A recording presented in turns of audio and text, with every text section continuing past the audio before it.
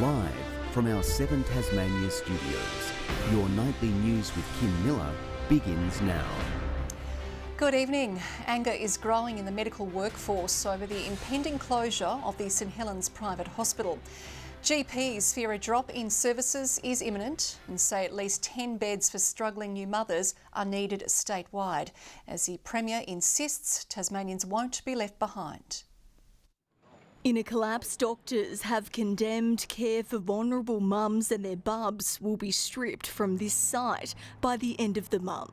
The space that's provided for the mother and baby service moving forward needs to be a quiet and safe place that's set up especially for that service. They're concerned 3 publicly funded beds in the Royal Hobart Hospital won't meet ongoing demand for mothers experiencing psychiatric conditions. Inside an acute hospital is not an appropriate place.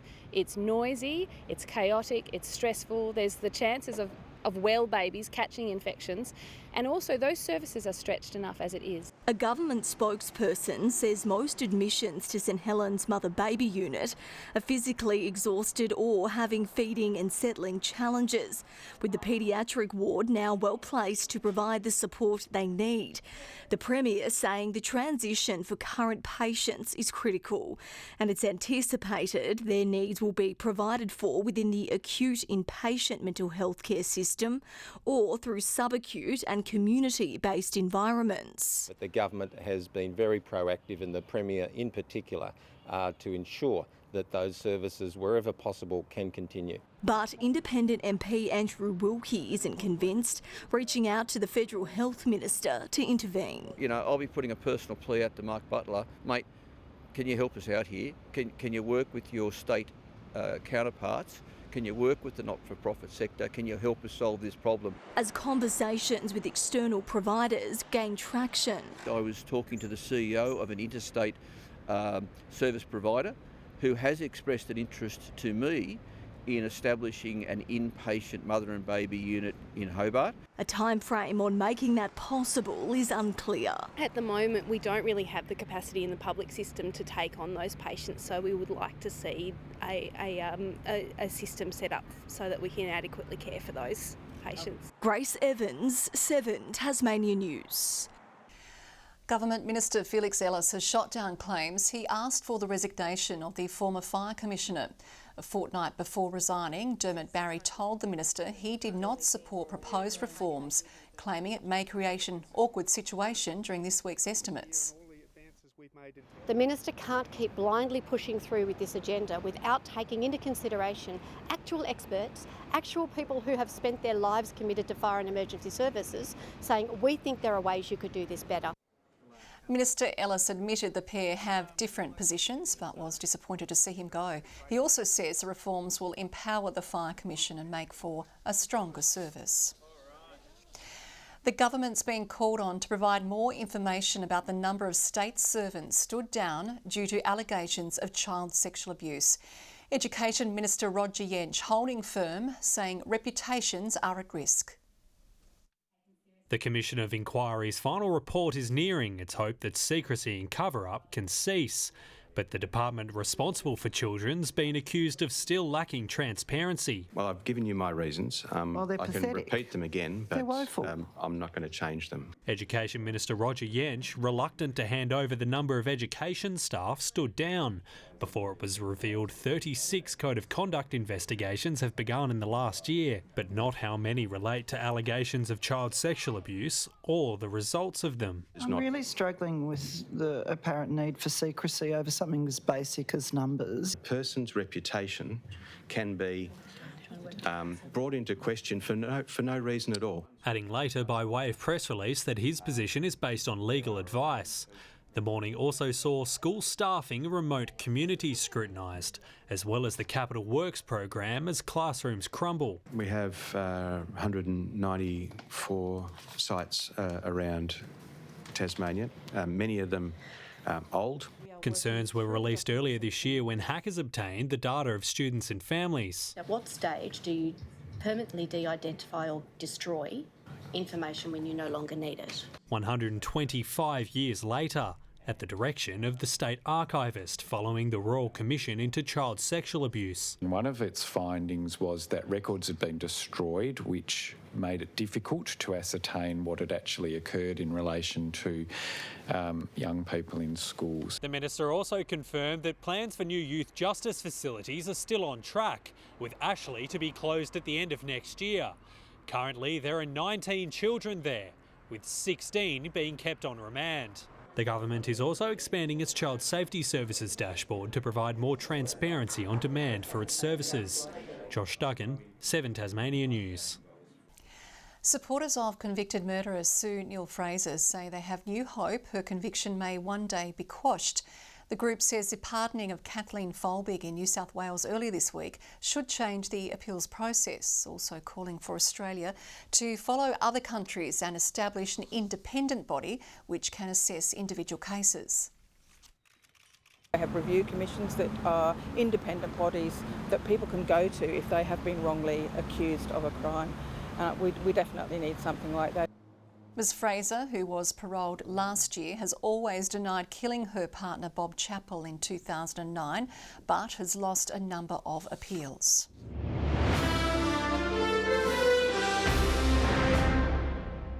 The candidates to replace former Launceston Mayor Danny Gibson have been formally announced. Acting Mayor Matthew Garwood, councillors Tim Walker, Alan Harris, Andrea Dawkins and George Raze have all confirmed they will contest for the position. The voting packs should arrive by mail to the region's residents on June 16. The polls close on July 11. Those who fail to return a vote will be fined. Meanwhile, Local Government Minister Nick Street has defended the local government review, saying there are no predetermined outcomes. Facing stiff questioning in an estimates hearing today, he's accused the opposition of politicising the review. I don't want to abolish local government. I don't want a single council for Tasmania. That's not where we want to take it. He's due to receive a final report with recommendations at the end of October. Howls of order are ringing as loud as a school bell as a piece of parliament comes to Tasmanian schools. Students learning the role of the Speaker in a new program delving into the House of Representatives. Whether it be here or the other side of the world. Order! Order! Order! Order! Very rude for members. Order! You could argue school children are often better behaved in a room, and so it was at Riverside Primary, where one of democracy's key pillars kept order. The kids in Tasmania have really shown that they have a real knowledge and thirst for leadership. And through the new Parliament in Schools program, students are having an insight into how a parliamentary democracy works. And today the stakes were high, whether pineapple belongs on a pizza. After a dead-even split between yay and nay, Riverside Parliament Speaker had the call. Pineapple does not belong on pizza because it just doesn't. There's no other fruit that goes on pizza, so it's just weird. Pizza might be a small example of democracy in action, but it brings a slice of Canberra's workings to schools. I didn't know that there was a Sergeant-at-Arms in Parliament, so finding that out was really cool. And one day they might be shouting, "Order!" in... Tom Johnson, 7 Tasmania News. If only we could keep Tom in order. Well, doubt has been raised over the long-term future of Bellerive Oval once the Macquarie Point Stadium is built. Sports Minister Nick Street says decisions will need to be made about its use, determined for it not to become a white elephant. It will continue to function as a sporting facility, whether it's as a stadia or not into the future is up for discussion. It could cause problems for international cricket in the state. Current ICC rules do not allow tests to be played in a root facility, as is proposed for Macquarie Point. A Chinese contemporary artist known for his eccentric video work and installations has taken over Mach 2 on Hobart's waterfront to showcase his latest piece for Dark Mofo. Chin Shu Chen is behind the trance performance and has drawn inspiration from traditional Tibetan Buddhist ceremonies to make it possible. The 12-hour showcase has been split into 2-hour chapters for the audience to enjoy. Hoping people feel a space for express themselves, immersive, allow themselves merge into this space expect to be blown away. I really do believe this will be one of the highlights of the festival. Well, the festival action begins tomorrow. Metro Tasmania announcing citywide bus travel will be free for commuters on the festival's final Sunday from 3 p.m. to 9 o'clock that day. 16 champions of Launceston's northern suburbs have been crowned. The partnership has seen the individuals learn how to develop community programs and services. This training has been about the practical steps people need of how to find a need in your community, how to find a partner, how to find funding, how to develop and deliver a program based on the evidence but adapted to the local context. Participant learned how to adapt an event already happening in other parts of Australia and now hopes to bring a cultural showcase to Launceston. Big smiles. Food is one thing that brings us together, but learning about diversity and inclusion is also a very important part of our community. 44 graduates of the program with an online iteration to run in August. Tasmanian research testing the use of artificial intelligence in detecting Parkinson's disease is set to be showcased on the world stage. A UTAS professor will travel to Europe for a global conference, presenting a project which could help spot the illness years before symptoms develop. An illness that's all in the movement. Years of diagnosing Parkinson's had this expert questioning how to find it earlier. What really struck me is that I'm diagnosing it really quite late in the disease course. The disease process has been building up in the brain probably for 20 years. That thought now a potential answer, thanks to artificial intelligence. Tas test is conducted through the humble webcam. She says the tapping of fingers for just 10 seconds opens up answers our eyesight can't pick up. Analyse very precisely. Are those movements a bit more slow than they should be? Do they have less regular rhythm? And so on. Fundraising group Shake It Up is helping her and more than 30 other Australians attend the World Parkinson's Congress in Barcelona. Her idea to be shared with hundreds of researchers, carers and sufferers. Jane's was one of the ones that was included in that 34, so we're very pleased to have her attending. They have partly funded my transport to Barcelona, but also I have 2 PhD students and they've also supported them to go over as well. She's also looking to create new networks. Build new collaborations between our researchers here at the University of Tasmania and other international researchers. It's estimated 3,000 Tasmanians live with the disease, but trends suggest that figure is expected to double in the next 20 years. It's hoped this simple test can pinpoint people's chances decades before symptoms develop. To say, OK, it looks like you might be at risk of developing Parkinson's in the future. Let's have a closer look at you. We don't know where the discoveries are going to come from internationally, but it could well be an Australian researcher. John Hunt, 7 Tasmania News.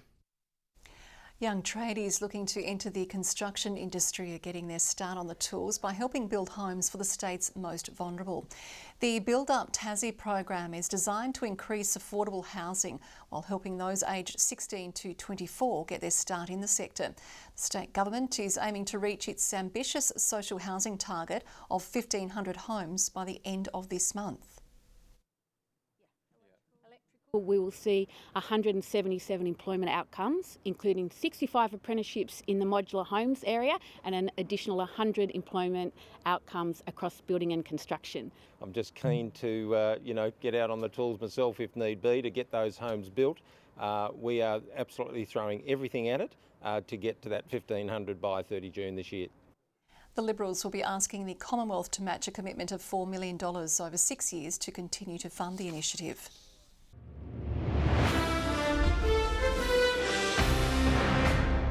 Those involved in this weekend's Women's Footy AllStar series say selectors for the upcoming state game will be watching. The SFL squad has been picked for the seniors matches with 10 debutants selected. The coach says the series will give players a chance to show they're worthy of wearing the Map Guernsey. Whilst it isn't just the sole point of selection, obviously if you perform well over this weekend, you certainly put your hand up. The under-20s coach believes some of his team will eventually form the nucleus of our AFLW side. We're probably going to be the first to have an opportunity to play for our AFLW side, hopefully in the future as well. So being involved with that now is really exciting. And it'll all take place at North Hobart Oval on Saturday and Monday. Reports are emerging that Jack Jumpers have secured Milton Doyle for another 2 years. ESPN is reporting the highly sought-after shooting guard has signed on the dotted line with Tasmania. The club was coy when asked about Doyle in a press conference yesterday. An ankle sprain won't keep Keely Froling out of the Opal's Asia Cup side. She was injured in the Tornadoes game against Ringwood, but will be ready for the tournament. Meanwhile, NBL 1 clubs have a weekend off, much needed, according to the Torns coach. We've got half our girls down the northwest coast, so they travel, you know, from Smithton to Launceston 3 days a week. It's a big ask. The Torns and Chargers are 13th and 14th on the ladder, while the Chargers men are 9th, the Thunder is 14th. Good evening. Launceston 18 today, Hobart 17, 16 for Devonport and Burnie 15. The highest temp was recorded today on Flinders Island, reaching 20. 18 was the top for Grove and Friendly Beaches. Strawn, Maria Island and St Helens all 17. King Island and Low Head 16. Smithton 15, Ouse 11 and Lyowini 9 degrees. Now plenty of high cloud continues across the state. Speckled cloud over the west of WA and South Australia as a result of a passing trough. Mid to high level cloud is seen extending from the Territory through to South Australia and New South Wales, into Victoria and across Tasmania. An associated ridge extends further up the east coast of the mainland to northern Queensland, and as a cold front approaches the Bight. North to northwesterly winds 15 to 25 knots, reaching up to 30 knots in eastern waters, and 35 knots about the northwest later in the day. 2 to 3 metre swells in the west and south. Now a gale warning has been issued for the far northwest coast, and a strong wind warning continues for the majority of the state. Now we also have a flood watch warning for most parts of the northwest, north and northeastern catchments. An initial minor flood warning for the lower Mersey and the North Esk River. Across the state tomorrow, Hobart showers easing 17, similar conditions for Cygnet and New Norfolk. Launceston rain easing, also rain for Devonport 16 and easing rain for Campbelltown. Burnie, more rain expected, 16's the top there. For Strawn, showers, Smithton 16. To the east, St Helens rain 17, showers for Swansea and Fingal. Hail and thunderstorms expected Friday, most likely to the west, snow lowering to 700 metres in the south. Showers for the west on Saturday, extending to the southeast. Light showers about the North and Bass Strait Islands, but fine elsewhere. Sunday, showers expected in the west and the north, but mostly clear elsewhere. To the mainland, a shower or two for Perth tomorrow, partly cloudy in Brisbane. Showers easing for Melbourne and Adelaide with a top of 17 degrees. Hobart cloudy, currently 14 degrees. Launceston also cloudy 14. Devonport rain, however, and 14. Kim, one more sleep until Hobart paints the town red for the 2023 Dark Mofo Festival. And that is your midweek news on behalf of the entire 7 Tasmania team. Thanks for joining us. For now, it's good night.